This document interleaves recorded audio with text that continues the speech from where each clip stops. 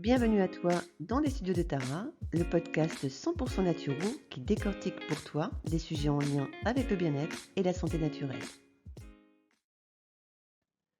Bonjour à tous, je suis Valérie L'Enfant, naturopathe et formatrice pour Tara Nature. Aujourd'hui, je vous parle d'un édulcorant artificiel bien connu, l'aspartame, et nous commençons tout de suite par sa petite histoire. L'aspartame, un dipeptide, fut découvert en 1965 par un chimiste de la société Searle. La première autorisation de mise sur le marché de cet édulcorant fut accordée aux États-Unis par la Food and Drug Administration, la FDA, en 1974. Toutefois, elle fut, à peine quelques mois plus tard, suspendue au motif que les effets toxiques et cancérogènes sur le cerveau de ce composé ou de ses métabolites étaient mal appréciés au cours des études expérimentales. Puis, l'autorisation de mise sur le marché et l'introduction de l'aspartame dans les aliments solides furent à nouveau accordées par la FDA en 1981. En France, l'aspartame a été autorisé à partir de 1988 et son utilisation en tant qu'édulcorant dans les denrées alimentaires est admise depuis 1994. Il est référencé dans l'Union européenne par le code E 951. On trouve aujourd'hui l'aspartame dans des milliers de produits et en particulier dans les produits destinés aux personnes cherchant à réduire leur apport calorique et ou leur consommation de sucre, notamment dans les boissons sans sucre, zéro ou light, les produits alimentaires allégés, les confiseries, les édulcorants de table, etc. Mais l'aspartame est-il réellement un produit sain pour nous?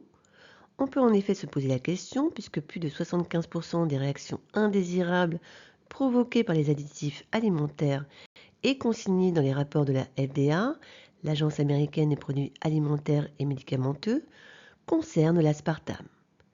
Ces rapports mentionnent entre autres des problèmes de maux de tête, de migraines, des problèmes de vue, des bourdonnements, la dépression, des douleurs articulaires, l'insomnie, des palpitations cardiaques et des spasmes musculaires. Que se passe-t-il quand nous ingérons de l'aspartame?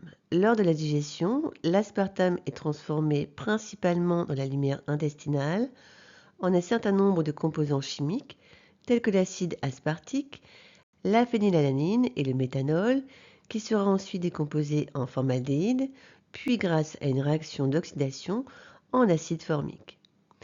Or, certaines études indépendantes ont démontré que ces composés, en agissant sur les acides aminés précurseurs, peuvent inhiber la synthèse et la libération de la dopamine, du GABA et de la sérotonine, des neurotransmetteurs qui sont des facteurs clés de l'activité neurophysiologique.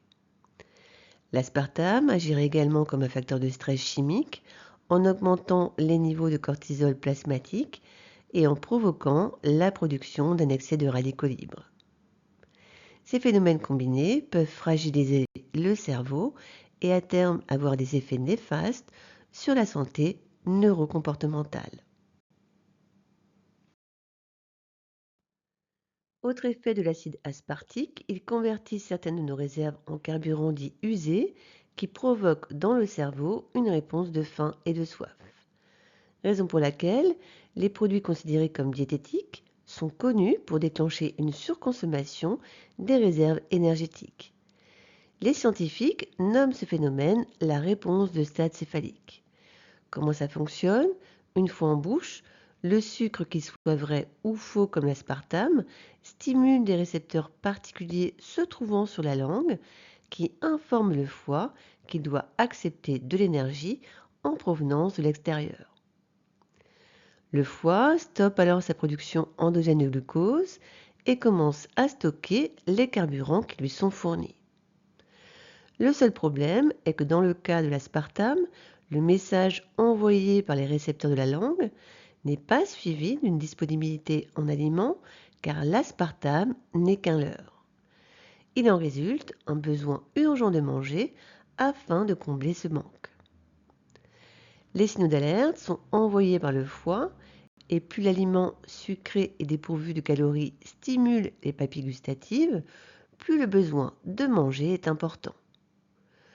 Selon le résultat de leurs études, Blundell et Hill soulignent qu'après ingestion d'aspartame, les bénévoles se retrouvaient avec une faim résiduelle qui les conduisait à une consommation alimentaire excessive. Précisons pour terminer que d'autres scientifiques ont pu démontrer que ce besoin de manger peut durer jusqu'à 90 minutes après l'ingestion d'aspartame.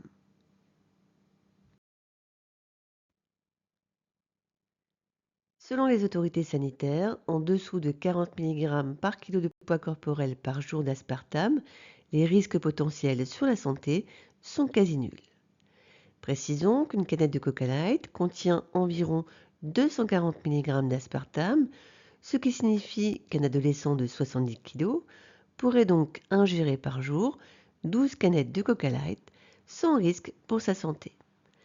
Mais précisons que la grande majorité des études soulignant justement le caractère inoffensif de l'aspartame furent financées par les filières productrices d'édulcorants, ce qui peut nous faire légèrement douter des résultats.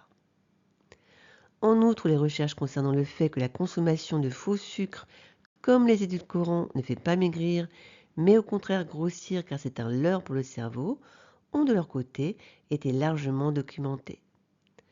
Enfin, rappelons que depuis 2023, l'OMS considère que l'aspartame est peut-être cancérigène pour l'homme. Pour conclure, je citerai le docteur Brancard.